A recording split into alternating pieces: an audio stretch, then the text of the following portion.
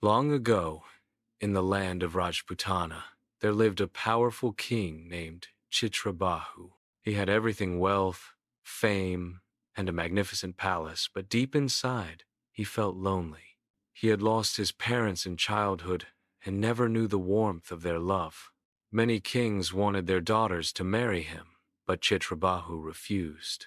He often told his minister, who had raised him like a son, "My queen must not only be beautiful, she must also be wise." The minister understood, but his wife, Shyama, disagreed. To her, Chitrabahu was already perfect, and any princess would be fortunate to marry him. One day, Chitrabahu disguised himself as a common man and wandered through the kingdom. At a sweet shop, he overheard people praising a poor farmer's daughter, Fulmati, more than their own king. His heart sank. Later, at a village well, women spoke of her kindness and good deeds. For the first time, Chitrabahu felt jealous and curious. That night, he couldn't sleep. The girl's name echoed in his mind. Fulmati. Shyama advised him, "Don't go to the village. Bring the girl here." The king agreed. Guards were sent, and soon Fulmati stood in the royal court. Chitrabahu was stunned. She was radiant, like a goddess descended to earth. Smiling proudly, he declared, "Your beauty is unmatched. You deserve to be my queen. Ask for jewels, riches, or comfort, anything shall be yours." But Fulmati bowed slightly and replied gently, "Your Majesty, true beauty is not in faces or fine clothes. Real beauty lies in a pure heart and kind actions. If you wish to honor me, rule your people with justice and compassion, not with pride." The court fell silent. Shyama grew angry. How dare a poor farmer's daughter refuse the king? "Do you know how many princesses wait for his hand?"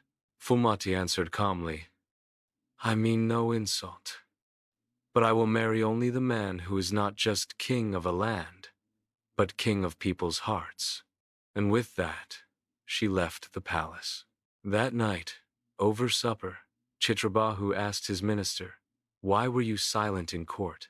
The old man replied, "My lord, I raised you like my son. Like every father, I wanted to see my child admired by all. But often you listened to Shyama more than me. What could I say? Fulmati was right. She may be poor, but she has wisdom and courage. She has given you a task: win her heart by winning your people's love." Chitrabahu's eyes opened. For the first time, he understood what true greatness meant. From that day, the king changed. He opened his doors to his subjects, listened to their needs, and ruled with fairness. Farmers, traders, and villagers began to admire him truly. He was no longer just their king. He was their protector, their friend, and whispers spread across the kingdom. Chitrabahu has become the king of hearts. One evening, while walking in the palace gardens, a veiled woman approached and asked softly, "My lord, will you marry me?" Though her face was hidden, Chitrabahu knew the voice. Smiling, he lifted her veil and whispered, "Yes, my love." It was Fulmati. The woman who had once refused him now saw the king she had dreamed of, not only a ruler, but a man of kindness. They were married in a grand Rajput wedding and ruled together with love and wisdom. Moral: outer beauty fades with time, but kindness and good deeds win hearts forever.